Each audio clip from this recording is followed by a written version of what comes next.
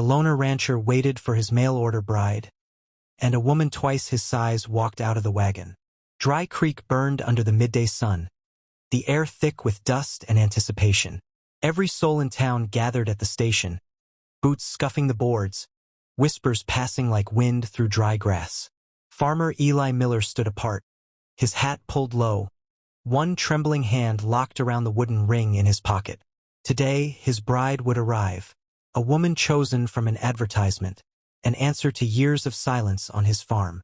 The train shrieked into the station, iron screaming against iron. Steam hissed, the crowd pressed closer. Eli's heart hammered as he searched for the face he had imagined so many nights. But when the smoke cleared, the woman who stepped down was not the fragile, gentle companion he had pictured. She was immense, towering, broad-shouldered, her boots shaking the platform with each step. Margaret Hale. The crowd gasped. Somewhere, someone laughed. Eli's chest tightened. His dream collapsed before his eyes. Eli Miller's life had been a quiet one, though not by choice. He was the sort of man the wind seemed to pass over, leaving no trace in the dust. Frail from birth, his chest narrow, his limbs thin, Eli never grew into the broad frame of his father or his brothers. As a boy, he learned quickly what it meant to be different in Dry Creek. He couldn't wrestle the other children without gasping for breath. He couldn't ride long in the saddle without trembling from exhaustion. His hands blistered faster than his peers, though he worked just as hard. The other boys grew into men who carried rifles across their backs, spurs flashing in the sun, voices bold with the kind of confidence only strength affords. Eli, in contrast, found his place on the edges, where silence was safer than laughter at his expense. His mother had always tried to shield him. She told him he was clever, that there was dignity in patience, that gentleness was a kind of strength the world didn't always recognize. But the frontier was not a gentle place. After she passed, the truth became harder to ignore. In Dry Creek, a man was judged by the size of his harvest, the strength of his back, and his ability to protect what was his. Eli could do little of that, though he tried. His father, Amos Miller, had worked the land until it broke him, hands twisted with age and toil. He left Eli the farm, a scattering of cornfields, a stubborn mule, and a reputation that carried weight only because of the work Amos had done before him. Neighbors watched when Amos's youngest son tried to keep the place alive. They whispered when Eli stumbled behind a plow or failed to drive a post straight. The whispers grew louder when Roy Green, who owned more land than any man in Dry Creek, began circling like a hawk. Roy Green was everything Eli wasn't. Broad as an ox, his beard thick, his pockets heavy with coins from cattle trades. Roy spoke in a booming voice and walked as though the land bent beneath his boots. He had long set his eyes on the Miller farm, not because he needed it, but because he could not resist taking what was weak and unguarded. For years, he pressed Eli with offers, all smiles and friendly handshakes in public, but edged with cruelty behind closed doors. "Sell to me," he would say, "before the wind blows your fences down." Eli always refused, though the weight of those refusals grew heavier with each passing season. There were evenings when Eli stood at the edge of his fields, watching the sun sink red behind the hills, and wondered what it would be like to surrender, to sell the land, to vanish into some town where no one knew him, where his smallness might not matter. But the farm was all he had left of his father, of the life his family had carved out from wilderness. Leaving it felt like betraying the graves that lay on the hill overlooking the creek. Loneliness was the sharpest weight of all. The silence of the farmhouse pressed on him each night, thick as wool.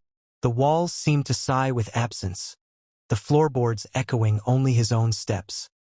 He longed for another voice at the table, another hand beside his. But women in Dry Creek did not look twice at Eli Miller. The daughters of ranchers married men who could promise wealth, security, or at the very least strong sons. Eli had nothing to offer but his gentleness, and gentleness was invisible here. So, in a moment of desperation and perhaps hope, he placed an advertisement.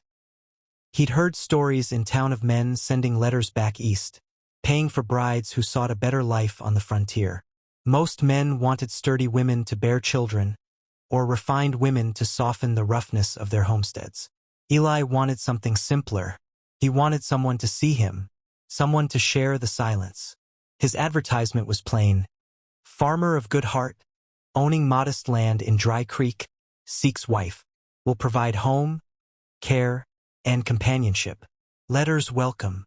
Weeks passed before a reply came. Margaret Hale's handwriting was bold, her words steady. She wrote of working in a mill town, of hardship endured, of a hunger for wide skies and honest soil. She did not promise romance, nor did Eli expect it. She promised partnership. She promised she was willing to try. Eli read her letters by lamplight, tracing her words as if they were lifelines. He imagined a woman of gentle build, tired but willing to lean on him as he leaned on her. For the first time in years, he felt the stirrings of anticipation. He whittled a wooden ring from the branch of a walnut tree, sanding it smooth by hand. It was a small thing, rough compared to gold, but it carried the weight of his hopes. He pictured slipping it onto her finger as they began a new life together. But under his quiet hope lay fear. Dry Creek was not kind to men like Eli. If Margaret came and found disappointment in him, the whispers would turn to laughter. Roy Green would seize the moment, using it to prove Eli unfit for land, for love, for anything at all. Eli told himself he would endure it, as he had endured everything before. But when the train pulled into the station and the figure of Margaret Hale filled the doorway of the carriage, towering, immense, and utterly unlike the woman he had imagined, Eli's fear took root deep in his chest. The town had gathered to see whether the frail farmer could truly secure a bride. Their gasps and snickers carried the weight of years of ridicule. Eli stood frozen, the wooden ring heavy in his pocket, his dream collapsing like a barn wall in a storm. Yet beneath his shame, one truth stirred faintly. She had come. Whatever else she was, Margaret Hale had stepped off that train for him. And that alone meant his quiet life was about to change forever. The morning after Margaret Hale stepped off the train, Dry Creek wore its usual mask of calm. The sun rose pale and thin over the desert hills, the air carrying that faint smell of dust and mesquite. On the surface, nothing seemed different. Chickens scratched in backyards, blacksmith hammers rang against anvils, and wagons creaked down the single road that cut through the town. But beneath the routine, the townsfolk buzzed with new gossip. Eli Miller's bride had arrived, and she was not the bride anyone expected. Some whispered her name with wonder. Others spoke it with mockery. More than one man said he pitied Eli, for now he had a wife who could break him in two. But all agreed that Dry Creek had been given a fresh story to chew on, and Eli himself was the central figure. He bore it with his usual quietness, though silence never protected him from the sting of ridicule. That day, Eli tried to keep his focus on work. The cornfield stretched wide across the eastern edge of his land, green stalks shivering in the light breeze. He had planted late, fearing the drought would kill the crop, but rain had come in time and promised him a harvest, if he could keep the pests, storms, and straying cattle at bay. The soil of Dry Creek was never generous, and he knew that every acre mattered. Margaret had risen before him. She was already out by the well when he stepped onto the porch, her sleeves rolled, her large hands working with surprising gentleness as she drew water into buckets. Eli paused, watching her silhouette in the morning light. He wanted to thank her, but the words felt heavy in his mouth, as though any kindness he offered might be mistaken for weakness. "Breakfast is on the table," Margaret said without turning, her voice deep but calm. "Eat while it's warm." He nodded and went inside. For a moment, he felt the weight of her presence pressing against the walls of his farmhouse. It had always been a quiet shelter, filled only with the sound of his own movements. Now every corner seemed occupied, every silence filled. He was not yet sure if it was comfort or burden. By mid-morning, trouble arrived without warning. It began with a sound, hooves thundering across the hard earth, too wild and uneven to be cattle. Eli looked up from mending a fence post and saw dust rising beyond the ridge. Moments later, the herd poured into view. Mustangs, a dozen or more, manes flying, nostrils flared. They galloped like a storm given flesh, charging straight toward his cornfield. Eli's stomach dropped. The stalks had only just begun to tassel. One stampede could flatten months of labor. He snatched the rope he carried and stumbled toward the field, his heart hammering. His legs felt too light, his arms too thin for the task, but desperation drove him on. The mustangs crashed through the fence as though it were twigs. Wood splintered, rails snapped, and the herd spilled into the corn, tearing stalks beneath pounding hooves. Green leaves shredded, ears of corn toppled before they had ripened. Eli shouted and waved his arms, but his cries were swallowed by the chaos. From the road, neighbors gathered quickly. Farmers leaned against their wagons, ranch hands paused in their rides, and townsfolk out for errands stopped to watch. They made no move to help. Instead, their voices carried across the field like knives. "Look at him," someone said. "Can't even guard his own crop. Roy Green will have that land before harvest." Another voice answered, dripping with certainty. Laughter followed. Eli's face burned, but he pressed forward, trying to force himself between the herd and the heart of his field. His hands trembled as he swung the rope, but the animals barely noticed. His body seemed too small, too fragile, as though the earth itself had judged him unfit to claim mastery over it. And then Margaret appeared. She strode from the house with long, sure steps, her shadow cutting across the ground like the form of some figure drawn from myth. Her skirt brushed the tops of the grass, but her posture carried no hesitation. In one hand she held a length of lasso, in the other an apple she had taken from Eli's table. The murmurs of the watching crowd shifted. Some laughed louder. Others fell quiet, curiosity gnawing at their scorn. Eli's throat tightened. "Margaret!" he called, his voice cracking with both fear and shame. He wanted to stop her, to beg her not to expose them both further. Already the men mocked him for his size, for his weakness. If she failed, he would be doubly humiliated.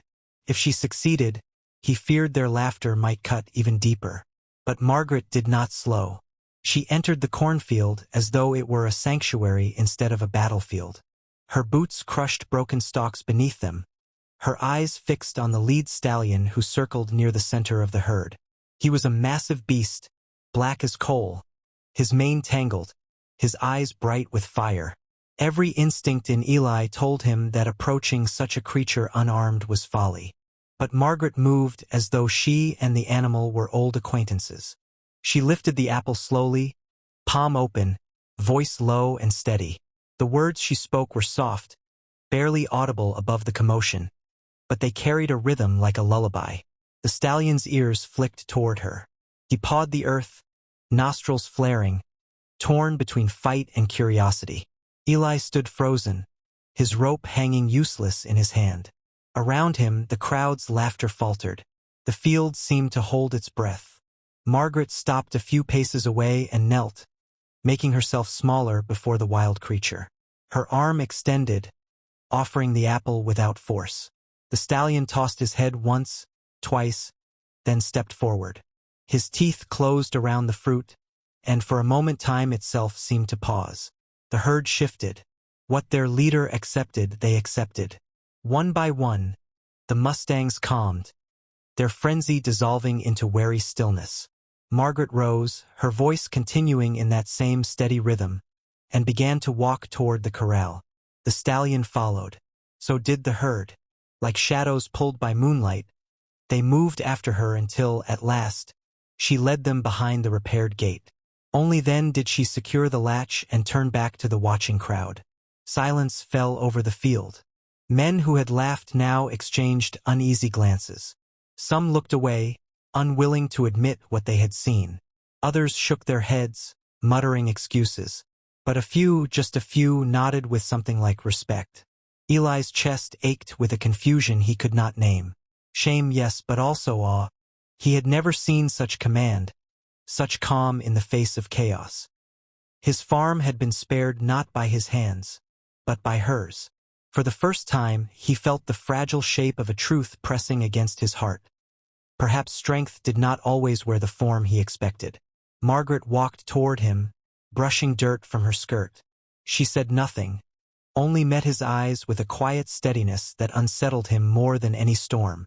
Eli swallowed hard, his voice caught between gratitude and fear. In the distance, Roy Green's laughter rang out, sharp and cruel. "Well, Miller," he shouted. "Looks like your wife's the real farmer now." The crowd chuckled nervously, some joining in, others silent. Eli's hands clenched around the rope, his knuckles white. Yet even as the ridicule stung, another feeling stirred beneath it, the faint beginning of defiance. For the first time in his life, he was not entirely alone in the field. And Dry Creek had witnessed it. The evening after the Mustang incident, Dry Creek could not stop talking. The tale passed from porch to porch, from the saloon to the church steps. Some spoke in awe, marveling at the way Margaret Hale had calmed a herd of wild horses with nothing but patience and an apple. Others laughed cruelly, saying Eli Miller had proven once again he was a boy wearing a man's boots, hiding behind the shadow of a woman twice his size. Every retelling made Eli's ears burn, though he tried to shut it out. That night, he sat alone on the porch while Margaret tended a stew inside. The stars blinked coldly overhead, indifferent witnesses to his shame. He turned the wooden ring over in his pocket, the edges smooth from weeks of rubbing. He had carved it as a promise, yet now it felt like a burden. He had imagined slipping it onto the finger of a woman who might lean on him, who might need him. But Margaret had shown herself stronger than he ever dared to be. What place was left for him, except as a shadow beside her? The sound of her footsteps broke into his thoughts. She set a bowl of stew beside him and lowered herself onto the porch with a sigh. For a long moment they ate in silence, the only sound the faint hum of night insects. Finally she spoke.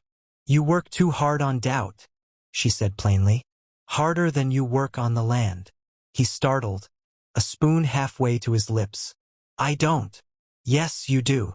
Her voice was firm but not unkind. "You let the words of others shape you. I've seen men die from wounds no deeper than a sentence." Eli lowered his gaze. "It isn't easy to ignore when they're right." "Are they?" Margaret's eyes caught the faint lamplight from the window. "They mocked you when the Mustangs came. But who stood in the field first? Who tried, even when no one else did?" He shook his head. "And who succeeded?" Her silence lingered, not in triumph but in patience, as though she were waiting for him to see something he did not. He shifted uncomfortably, ashamed and yet oddly comforted by her calm presence. The days that followed pressed harder on Eli than any before. Roy Green did not waste the opportunity to spread poison. In the saloon he told stories of Eli hiding behind his wife's skirts. On Sundays, he whispered to neighbors that Eli's farm would not last the winter. The laughter of others echoed through the town like gunshots. But on the farm itself, life did not pause. Fences needed mending, animals needed tending, and the ruined section of cornfield demanded replanting. Margaret threw herself into the work with an energy that startled Eli. She split logs as easily as another woman might peel apples, carried heavy pails without complaint, and rose before dawn to see to the animals. Her presence filled the farmhouse not only with strength but with a strange kind of warmth, steady and unspoken. Eli worked beside her, though each day he felt the quiet pressure of comparison. His hands blistered sooner, his back bent quicker, his pace lagged. More than once he caught himself stepping back to watch her swing the axe or lift a beam, a mixture of awe and despair twisting in his chest. He wanted to protest, to insist he was the man of the house, but each time the words died on his tongue. And yet, something began to shift. One morning, as they rebuilt the broken section of fence, Eli noticed the way Margaret paused to guide his hammer, her hand steadying his. She did not laugh at his crooked strokes or his cautious pace. She corrected him gently, and when he drove a nail clean, she nodded in quiet approval. The gesture was small, but it stirred something in him. Later that week, they drove cattle together across the pasture. When one animal broke away, Eli startled and nearly dropped his rope. Margaret moved swiftly, but before she could act, Eli forced himself to give chase. His heart pounded, his breath burned, but he did not stop. He swung the rope clumsily, missed, tried again, and at last caught the beast. It was not graceful, but it was done. Margaret's smile then, broad, genuine, unguarded, burned in his memory long after the day was done. The true test came sooner than expected. Word spread that Roy Green had been pressuring smaller farmers to sell their land. Some had already given in, unable to bear the weight of his threats. Eli's farm, lying between Roy's vast pastures and the creek, was his next target. One afternoon, Roy himself rode up with two of his men, their horses kicking dust at the gate. Roy dismounted slowly, swagger heavy in every step. "Miller," he called, "you're wasting good soil. Let me take it off your hands before it starves you. I'll pay fair enough, more than the land's worth under you." Eli stood on the porch, hands clenched at his sides. His heart thundered. Margaret came to the doorway behind him, her presence a quiet wall of strength. "I'm not selling," Eli said, though his voice trembled. Roy smirked. "Think hard. A man ought to know his limits. You've got a wife now. What kind of husband lets her break her back while he hides behind her? Sell to me, and you can both live easy." The insult stung like a lash. For a moment Eli nearly faltered, nearly considered surrendering just to end the ridicule. But then Margaret's hand brushed his shoulder. Barely a touch, yet steady as stone. He drew in a breath and forced his voice stronger. "This land was my father's. Now it's mine. We'll work it together. And it isn't for sale." Roy's smirk darkened. His men shifted, hands brushing their holsters, but Margaret stepped forward, an oak staff in her grip. She planted it firmly on the porch boards with a sound like a gunshot. Her eyes, hard as flint, dared them to try. Eli did not move behind her this time. He stood at her side, shoulders squared, gaze locked on Roy's. For the first time he felt the weight of his own stance, not strong perhaps but firm. Roy spat into the dust. "Have it your way, but you'll regret it." He mounted and rode off, his men following, their laughter echoing faintly as they vanished down the road. That night the farmhouse was quiet. Eli sat at the table, Margaret across from him. The air between them was thick, heavy with the memory of what had almost been. He reached into his pocket and withdrew the wooden ring. For a long moment he turned it over in his palm, his thumb tracing the grain. "I carved this," he said finally, his voice low. "I thought it would mean I was giving you something of myself. But now I see it's more than that. It's a promise that I'll stand with you, no matter how small I feel, no matter what others say. We're partners." Margaret's eyes softened. She extended her hand. The ring, too small for her at first, had been reshaped to fit. He slid it onto her finger, and in that quiet moment, something settled inside him. Not victory, not pride, but a fragile kind of peace. Outside, the cicadas sang. Inside, Eli Miller had taken his first true step forward. The story of Margaret Hale's courage and Eli Miller's silence spread through Dry Creek faster than prairie fire. By sunrise after the Mustang incident, the entire town had shaped the tale into its own form. Every detail grew sharper or crueler depending on who told it.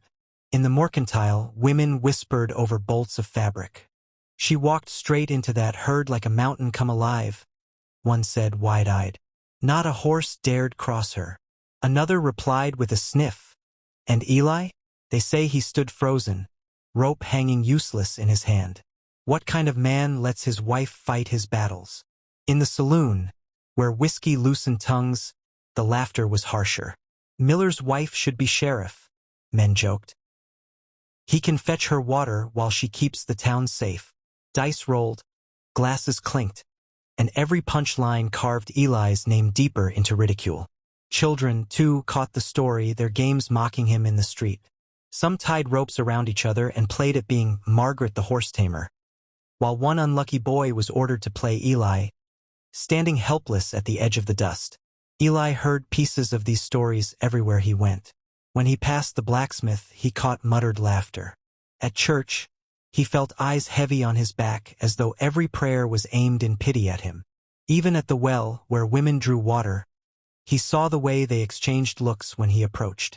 He bore it with the silence he had practiced all his life, but inside, something twisted. At home, the silence was different. Margaret filled the farmhouse with the sound of work, the scrape of wood, the swing of the axe, the steady rhythm of her steps. She mended fences, chopped kindling, and lifted loads that would have broken his back. She did it without complaint, her face calm, her voice steady. To Eli, her strength was both shield and burden. He longed to thank her, but each time he opened his mouth, the words curdled into shame. Gratitude felt like admitting weakness, and yet he could not deny that she carried what he could not. But Roy Green was not blind. Roy had waited years for Eli's resolve to crack, and now he smelled blood in the water.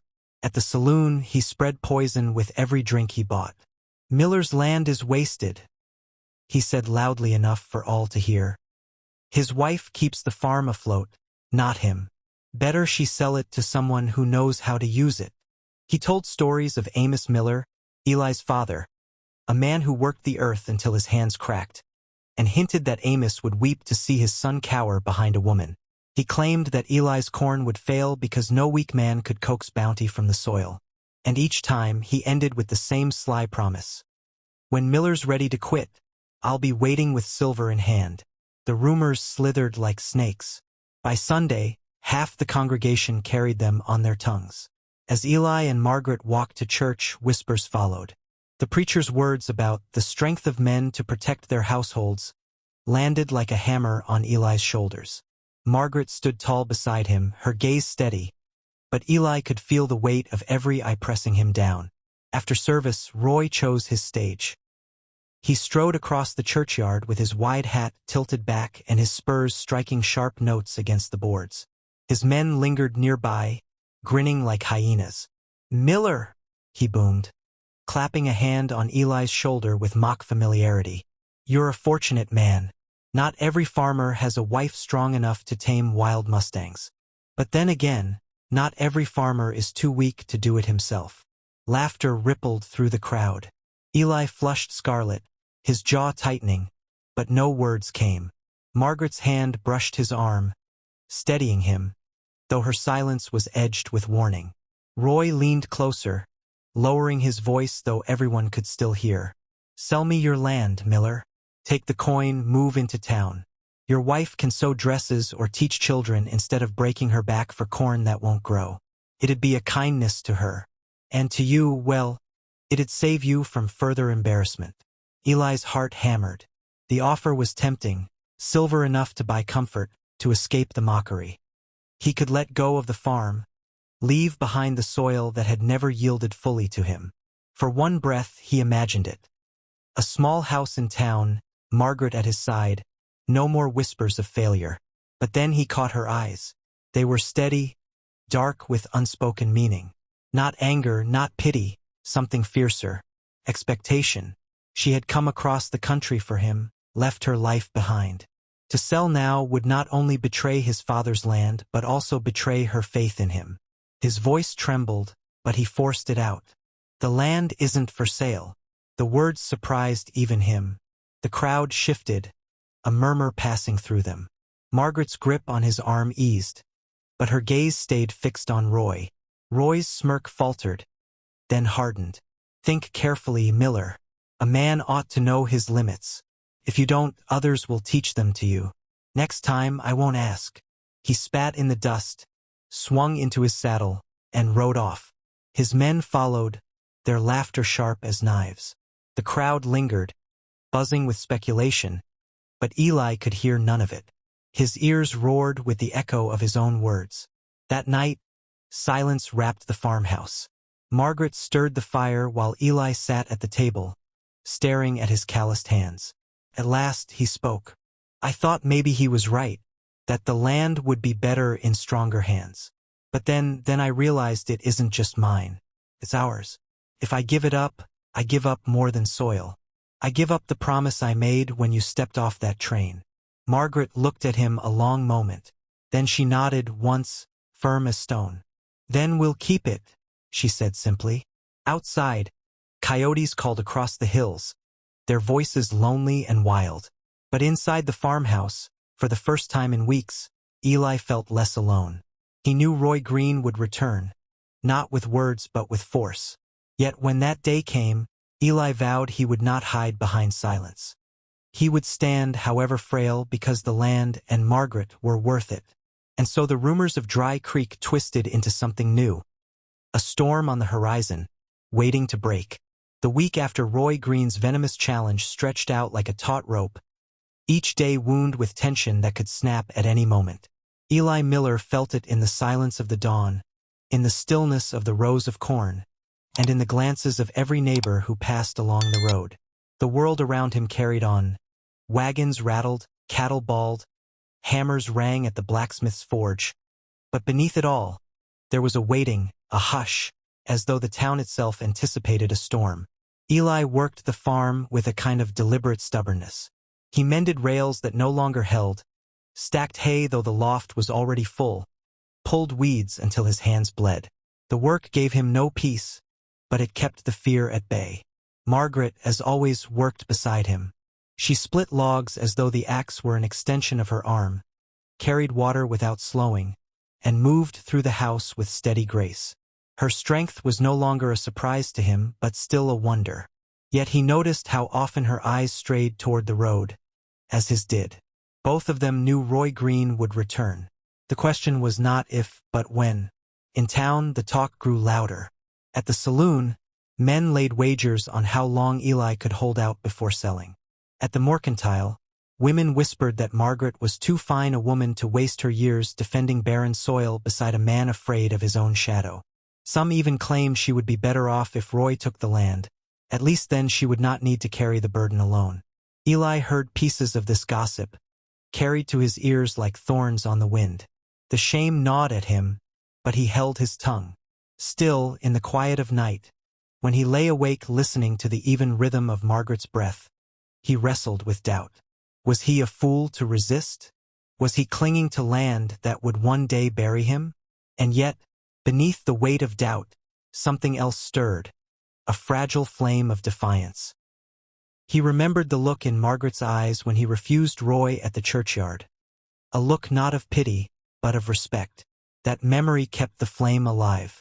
It was on an evening when the sun burned low, casting the land in hues of copper and blood, that the storm broke. Eli was in the yard, repairing a section of fence. When the sound came, the thunder of hooves, heavy and deliberate. Dust rose along the road, and from it emerged Roy Green with 4 riders at his side. They came slow, purposeful, like predators savoring the fear of their prey. Each man carried pistols heavy at his hip, and their faces were masks of arrogance. Margaret appeared at the door of the farmhouse. She carried with her the oak staff she had shaped herself from a fallen tree by the creek. Its surface gleamed with polish, its length as tall as she was. She stepped onto the porch with a calmness that seemed to steady even the air. Eli joined her, his throat dry, his palms damp with sweat. Every instinct screamed at him to shrink back, to let Margaret take the front. But he forced his legs to move, to stand beside her. Roy swung down from his horse, spurs clinking like iron teeth. His smile was broad, but it carried no warmth. "Miller," he said, his voice cutting across the yard. "Last chance. Sell the land or I take it." Eli's chest tightened. He thought of his father, of the years of labor buried in the soil, of the long silence of his own life before Margaret's arrival. He thought of Margaret herself, of the courage she had shown, of the strength she lent him not with her arms, but with her steadfast presence. He drew in a breath. "This land isn't for sale," he said. The words wavered, but they did not break. Roy's grin twisted. "Then you've chosen the hard way." He stepped forward, his men following. Their hands hovered near their holsters, their boots grinding the dirt. The air thickened with the threat of violence. Margaret planted her staff with a crack against the porch boards. "You'll not take what isn't yours," she said, her voice steady as stone. "Not while we stand." The men hesitated. Something in her presence, tall, unflinching, her grip firm on the staff, unsettled them. They shifted, glancing at one another. Roy sneered, trying to hide his unease, and turned his gaze to Eli, expecting retreat, expecting silence. But Eli did not move. For the first time in his life, he stepped forward beside Margaret, shoulder to shoulder. His knees trembled, but his eyes held firm. "This is our land," he said, his voice louder than before. "We work it together and we'll defend it together. Spread your lies all you want, Roy, but you won't drive us off." The crowd that had gathered at the road gasped softly. Neighbors had followed the riders, drawn by the promise of spectacle. They had come expecting to see Eli yield, to watch him fold beneath Roy's pressure. Instead, they saw him standing tall, his words ringing with an unexpected strength. Roy's face darkened. He spat in the dust. "This isn't over," he hissed. Eli's reply came clear and steady. "It is." For a heartbeat, the world held still. Roy's men tensed, hands hovering over pistols, but the silence of the crowd pressed against them like a wall. Violence hovered on the edge of breaking, but no man dared strike the first blow under so many eyes. At last, Roy cursed, swung into his saddle, and jerked his reins. His horse reared, and he turned it sharply toward the road. With a furious glare, he spat one last promise. "You'll regret this." Then he rode off, his men trailing after him in a storm of dust. The yard fell silent. Eli stood unmoving, his breath ragged, his heart still hammering. He felt Margaret's hand brush his shoulder, steady and sure. He looked at her and saw pride, quiet but undeniable, in her eyes. The neighbors lingered at the road, murmuring. Some nodded in respect, others shuffled away in shame. For the first time, Eli felt their eyes not as daggers, but as a kind of recognition. That evening, as the sun slipped behind the hills, Eli and Margaret sat together on the porch. The wooden ring, reshaped to fit, glinted on her strong finger. The silence between them was no longer heavy, but warm. "We'll fix the fences tomorrow," Eli said softly. "Together." Margaret's lips curved into the faintest smile. "Together," she echoed. And in that moment, beneath the rising stars and the cooling air of Dry Creek, Eli Miller no longer felt like a shadow. He felt like a man who had stood his ground, not alone but as part of something greater. Whatever storms came next, he would face them with her, side by side. The storm had moved on, leaving Dry Creek in a stillness that felt almost unreal. Roy Green had ridden off in a cloud of dust, humiliated, his men trailing like shadows that had lost their shape. For days afterward, the town buzzed with talk of what had happened at Eli Miller's farm. Some told the tale with admiration, others with disbelief, but none could deny it. Eli, once mocked as a frail and silent farmer, had stood his ground. At first, Eli hardly believed it himself. Each morning he woke expecting the shame to return, expecting to feel the sting of whispers. But instead of scorn, he met a new kind of silence when he went to town. Neighbors tipped their hats, voices carried his name without ridicule, and children no longer played games of Margaret, the horse tamer, at his expense. Even those who had laughed loudest now turned away sheepishly when their eyes met his. The story had shifted, and so had he. Yet the truest change lay not in the voices of others, but in Eli's own heart. He felt it when he rose early to walk the fields, when the air was still cool and the corn whispered with life. He felt it in his hands as he mended fences or lifted bales, tasks that once reminded him of weakness but now felt like part of a greater whole. He did not imagine himself transformed into a man of great strength. He knew his limits too well, but he no longer measured himself against what he lacked. He measured himself against what he stood for. Margaret's presence magnified this quiet strength. She still carried water with ease, still split logs in clean strokes, still walked through Dry Creek with her shoulders straight and her eyes unafraid. But Eli no longer felt overshadowed by her. He felt steadied.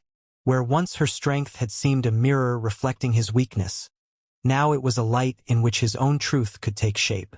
One evening, when the air turned copper with sunset, they sat together on the porch. The oak staff leaned against the railing, silent proof of battles already faced. The wooden ring on Margaret's finger glowed faintly in the dying light. "I used to believe," Eli said, voice low, "that I had to be something more than myself to matter, that only men with loud voices and strong hands were worth remembering. But now I think, maybe all I ever needed was to stand honest, even if my hands shook." Margaret regarded him quietly before she spoke. "Strength fades, truth endures. It is better to be true than to be strong." Her words sank deep, and Eli let the silence that followed stretch long. It was no longer the silence of emptiness, the silence that had haunted his farm for years. It was full, like a field after rain, holding the promise of growth. Beyond the yard, the sounds of Dry Creek drifted faintly. A dog barking, children laughing as they chased each other down the road, a wagon while creaking under weight. Eli listened without fear. For the first time in years, the voices of others did not wound him. They belonged to the same world as his, no longer set apart. That night, as lamplight flickered in the kitchen, they shared supper in the easy quiet of familiarity. Margaret's hands, scarred and strong, moved with surprising gentleness as she ladled stew into bowls. Eli watched her, a faint smile touching his lips, not for her strength, not for her size, but for the steady way she had chosen to share his life. Later, beneath the chorus of cicadas, Eli walked the boundary of the farm.